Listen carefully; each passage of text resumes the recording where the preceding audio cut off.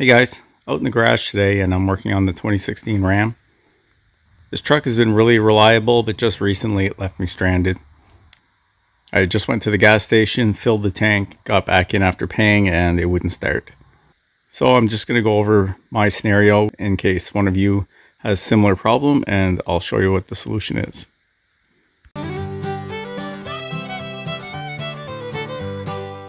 Okay, so here we are in the truck. Now there are lots of reasons why a truck won't start, or any vehicle.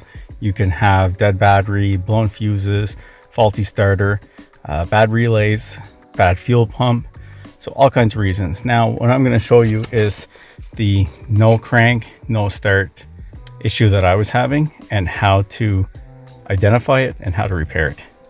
So if we go in and turn our key, we're just going to go to the on position.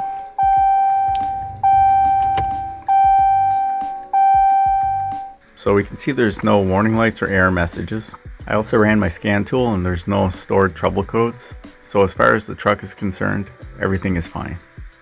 So now what we're going to do is we're going to turn it to start, and this is a tilt start, whatever it is. It would be the same scenario if you had a push button, they work the same way. So we're just going to give this a quick tilt. But we can see that the engine is not actually starting.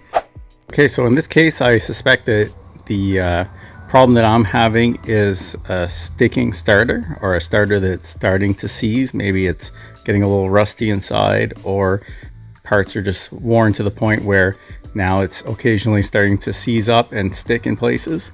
So what we're going to do is we're going to crawl under the truck on the driver's side, just behind the front wheel.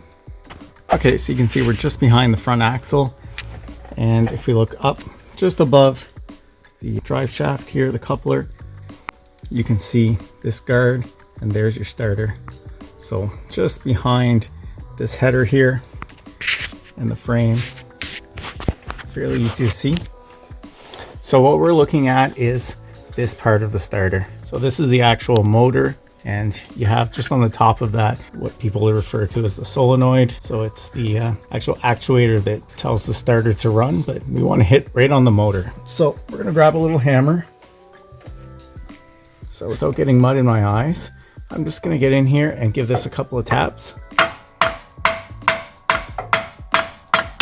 Now, best case scenario is you have somebody in the driver's seat who can actually turn the key to start while you're tapping on it, because just hitting it like this, you might sort of break it loose, but if there's not actually any, rotational energy on it, it may not be enough to jar it loose.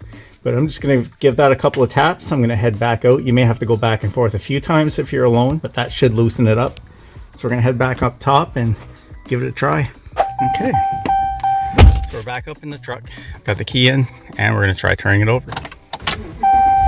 And you can see it starts. So as you can see, that was what the issue was with my truck. My no start, no crank situation.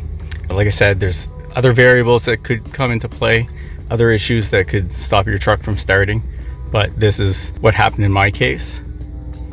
So my next job is to change that starter out, which I'm going to do in the next video. So if you have the same issue and you want to know step by step how to do that, you can stay tuned for that.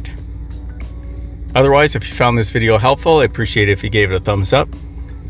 If you haven't subscribed to my channel yet, please do, and I'll see you in the next one.